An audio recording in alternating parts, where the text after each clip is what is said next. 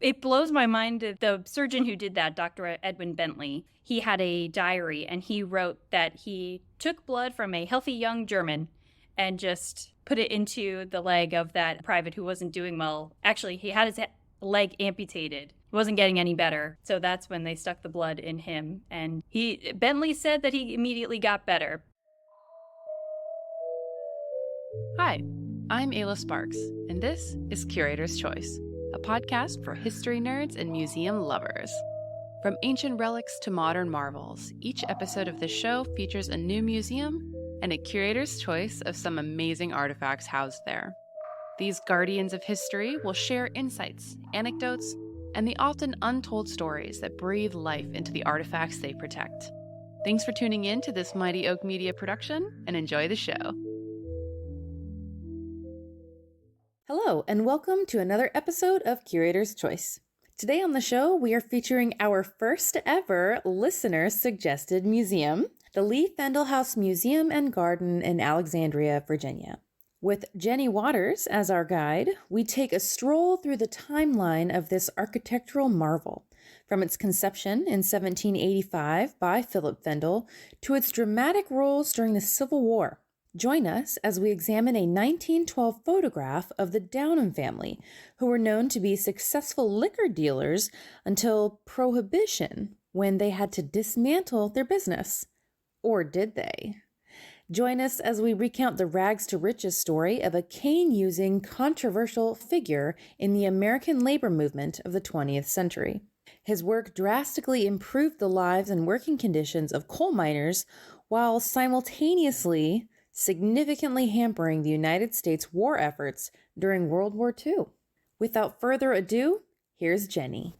Lee-Fendall House is one of, I would say, a few historic house museums that's open to the public as a museum in Old Town Alexandria. And we have a very wide range of history that I think everyone is going to find some topic of our history interesting, because it was built in 1785, and it continued as a private residence all the way to 1969. So tons of history, and all of our owners, I would say, had very prominent roles in history with different bigger American history points, like War of 1812. We have an owner who talked with the British, basically to convince them not to burn Alexandria down in 1814. That's a good move.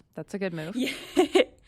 We had a local liquor businessman who had to close his business during Prohibition. He was living here during that time. And we were a Civil War hospital. So we got a little bit of history everywhere that I think everyone will, someone somewhere will enjoy some part of our history. So can you kind of talk us through a little bit of why the house was built, who kind of was the OG owners, and how it ended up becoming into a museum? All right. So our history, I said 1785, but the half-acre property was actually purchased in 1784 by a man, Light Horse Harry Lee. He was a very big Revolutionary War figure, friend of George Washington. He purchased the half-acre property, but then he just soon sold it to his relative, Philip Richard Fendall. And then it's Philip Fendall who went and had this house built in 1785. So he owned it for a year, but yet still his name remains on the exact title. Absolutely. Yes.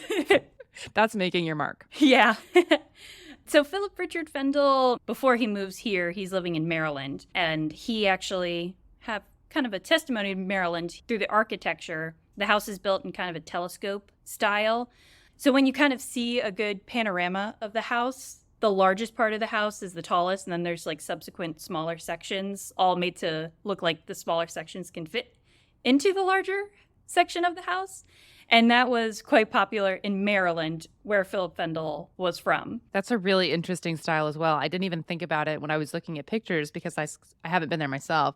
But when I was looking at the pictures, I was like, oh, it's just like an add-on, an add-on, an add-on. But that it was purposely built to look like that. Yes. And all Wow. of those sections are the original 1785 structure. Yeah. I'm going to view old houses when I go through Maryland so differently now, because I thought for sure that was just a sign of the original house was the largest piece and the add-ons were less. That's really interesting. Yeah. Yeah. Go Philip Fendall. So he had it built in 1785, and he kind of had different business ventures all around Alexandria. Had a big banker, part of a real estate business. He had a blacksmith shop. But due to some economic depressions and stuff that happened during this time when he was living in Alexandria, lost quite a bit of money, went into some debt, went to debtor's prison in Fairfax County, just a few miles away for a few years. Yeah, so by the time he passed away in 1805, he passed this house down to his wife, Mary Lee-Fendall. Not only the house, but also all of his debts as well. Mary Lee-Fendall owns the house for a little bit, but then once she passes away, we then kind of have the next kind of big figure who owns the house, and it's actually her brother, Edmund Jennings Lee. He kind of had a role during the War of 1812 a little bit. He was a part of the city council, so that's how he kind of had that power to talk with the British when they were coming down the Potomac. He was also a very big lawyer around Alexandria. We actually have his entire law library, consists of about 35, 40 books in our collection. That's actually on display today if anyone wants to see that. But he lives here until he passes away until about 1843. Is this any relation to Robert E. Lee that we all are very familiar with? Going back, so Light Horse Harry Lee, who just had bought the land in 1784, he was the father of Robert E. Lee. Okay. What an interesting, fun title, too. It's Lee-Fendall, of course. That's when they opened as a museum. Everyone knew the Lees, and Fendall was the first owner of the house. But kind of a more proper way is to kind of do Fendall Lewis. That's kind of common with historic houses to kind of have the first owner of the house and the last owner of the house. So we've been kind of talking, perhaps doing something like that. But everyone knows, well, everyone.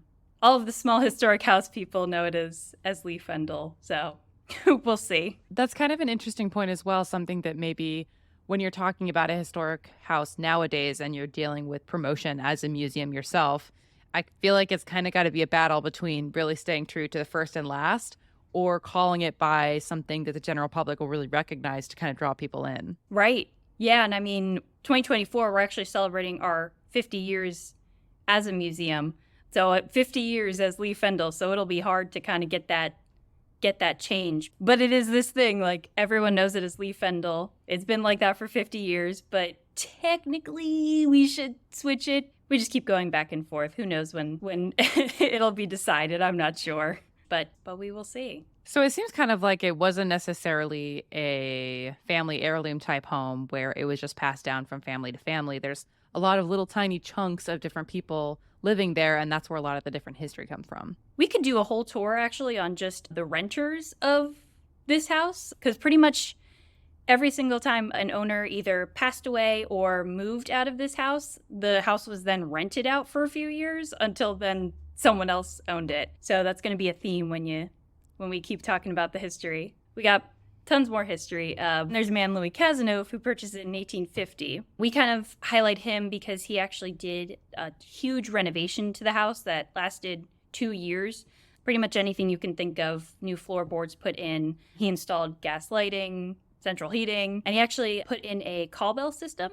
So if you take a tour of the house, there's these handles just kind of randomly on the walls. They connected to call bells in the kitchen. There were about 8 or 9 of them.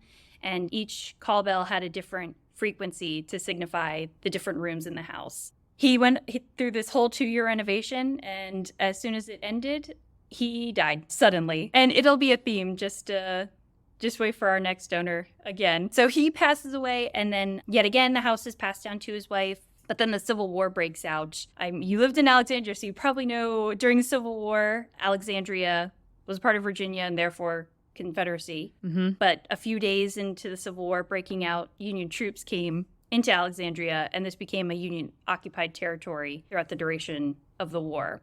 And a very desired location as well, all of Alexandria. I mean, it's right at D.C., which was still a hub. Yes. Of course, we had a ton of Confederate sympathizers because this was a very southern city. Harriet Cazenove was a Confederate sympathizer. She left. The house was empty. And this house actually became a Union Army hospital during the Civil War. We like to say that our biggest history point there is that the first successful blood transfusion in the Western Hemisphere happened right here in the Lee-Fendall House in 1863 or 64. I'm not entirely sure, but one of those. claim to fame right there. And I was reading a little bit about it before we got on today, and it's just amazing that it happened to be the right blood type. Yes. Because Yes. if it was the wrong blood type, it probably would have taken a lot longer for that technology to even begin its track of evolution. Yes. And it blows my mind that the surgeon who did that, Dr. Edwin Bentley, he had a diary and he wrote that he took blood from a healthy young German and just put it into the leg of that private who wasn't doing well. Actually, he had his leg amputated. It wasn't getting any better. So that's when they stuck the blood in him. And Bentley said that he immediately got better. He wrote that. So I wanted to go on a deeper dive and find out a bit more about this young man who got the blood transfusion. So his name was Private George P. Cross, and he was a 19-year-old from Massachusetts. He was wounded on his right leg on June 16th of 1864 during the siege of Petersburg in Virginia. By August 12th, the flesh wound had become infected and gangrenous. And then Cross reached the Lee-Fendall House on August 15th, where the doctors decided they had to amputate his leg. Cross was not recovering well from that surgery, so Dr. Edwin Bentley, who was then the director of the U.S. Army General Hospital Complex in Alexandria, took blood from, as Jenny said, quote, a strong, healthy German volunteer and injected it into Cross using a syringe. Doctors recorded that the patient's pulse immediately became stronger and firmer. Cross apparently recovered and was eventually discharged, pensioned, and given an artificial limb. Sadly, though, he dies just a few years later from an unknown cause. So this and many other stories of medical procedures during the Civil War is documented in the Medical and Surgical History of the War of the Rebellion, 1861 to 1865, which was published by the U.S. government shortly after the war. So if you are interested in hearing more, I can provide a link in the show notes for those volumes. But then I decided to go even deeper and farther back to find out who is credited with performing the first ever successful blood transfusion in history. So this was done by a man, Dr. Jean-Baptiste Denis, who was a French physician, and this took place in Paris in 1667. So Denis transfused blood from a sheep into a 15-year-old boy who had been suffering from a condition known as melancholy, which likely was just referring to some form of severe illness that they didn't diagnose. This was back in the 1600s. Denis had previously conducted experiments on animals, including dogs and sheep, to refine his techniques before attempting the procedure on a human. Now, the success of this early blood transfusion was relative. The patient initially showed signs of improvement, but ultimately he experienced complications and did not survive long after the procedure. So though it was not technically successful, Denis' work kind of laid the foundation of further research and experimentation in the field of blood transfusion. All right, let's get back to Jenny. And kind of when we even just say that we were a Civil War hospital, people's minds are blown, but there were just so many like that wounded soldier, just so many wounded soldiers coming into Alexandria. So can't remember the number. I think about 20 or 30 hospitals were originally set up in Alexandria. We were not one of those original ones, but we were called the Grosvenor Branch Hospital, mainly because we were a branch of the Grosvenor House Hospital, which was just across Washington Street. So started with a number for hospitals during the Civil War, and then that just grew because there were just so many wounded soldiers coming in. What happened after kind of the Civil War clears out? So after the Civil War, we kind of enter that Reconstruction period in America. Yet again, we have some renters.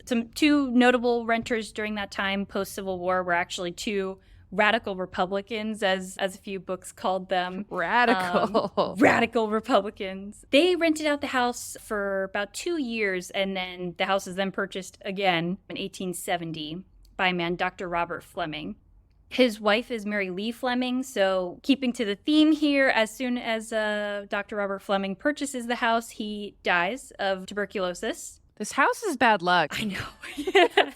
I guess we probably shouldn't say that on the podcast, but it's just seeming a little... But Fleming passes away very early on into purchasing the house and passes it down to his wife, Mary Lee Fleming. She lives here for quite a number of years, and she moves away to Washington, D.C. around 1900 and then passes away around 1902. And then in 1903, we have Robert Downham. So Robert Downham is a pretty big Alexandrian, as well as the Downham family. They own a local liquor business. We have a photograph of members of the Downham family.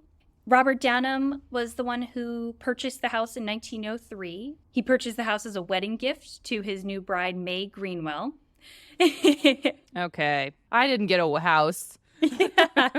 Even though he purchased it in 1903, they didn't move in for a few years. The house went through some renovation. They installed some bathrooms on the second and third floor.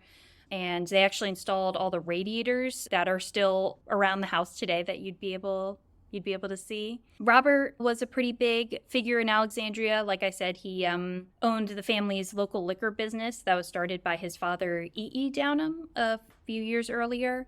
And he was a pretty big Freemason.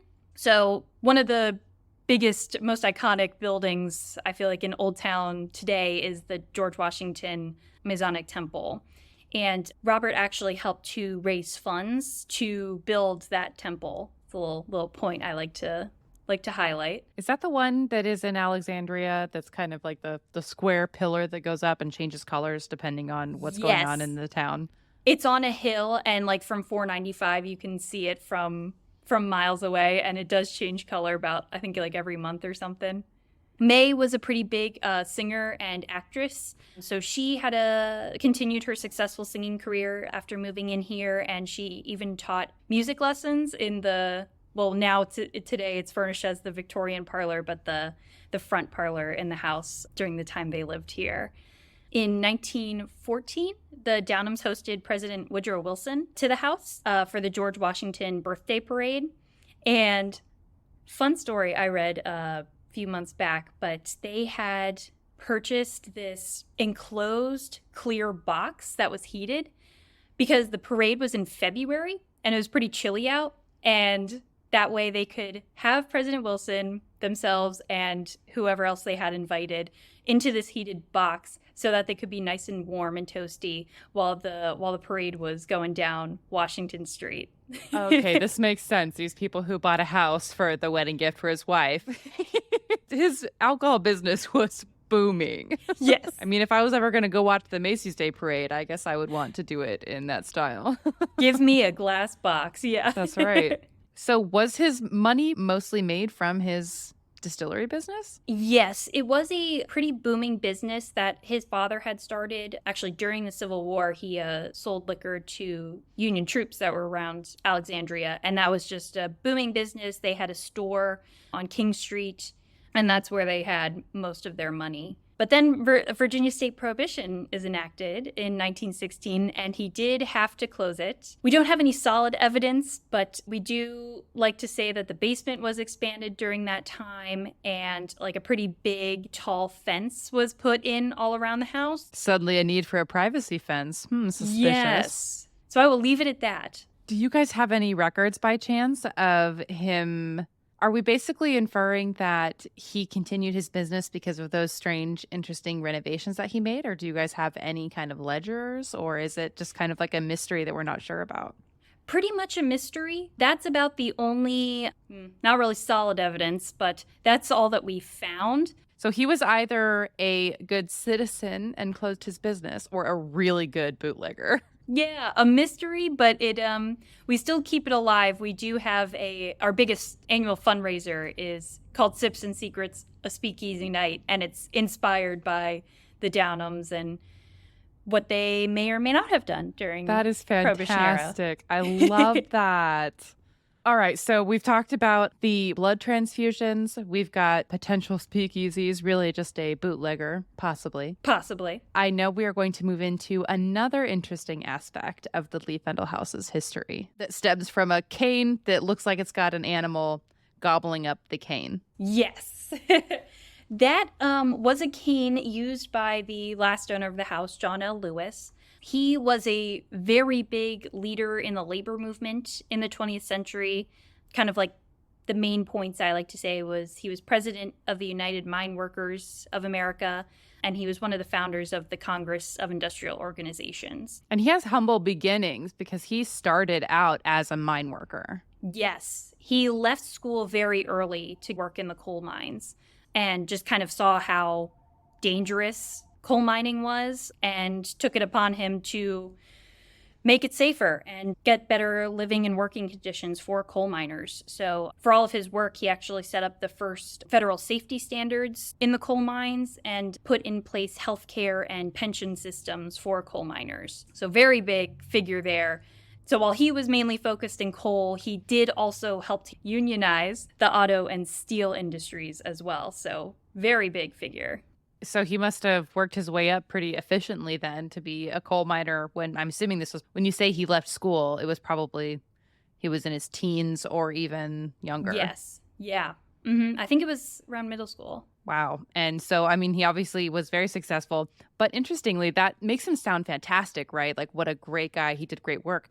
But it's strange because he is quite a controversial figure in the history of Alexandria. Why? So when World War II broke out, he did not agree that America should go into World War II. And so he actually called for coal strikes during the war. And that made him very unpopular with FDR, who was president at the time. Amongst many others, including local high school students, we actually have a picture during that time in World War II of local high school students from, used to be Lee High School, now it's Lewis. They came and picketed outside this house where Lewis was living. They did not agree that he should call for coal strikes while a war was going on. So I'm surprised that it worked, because if I was a coal miner, I would be pretty upset that all of a sudden the boss who lives in the fancy Lee-Fendall house is like, hey, you're actually not going to work because I don't agree. So I can see a little bit more about this controversial figure coming through here. How long were they on strike for?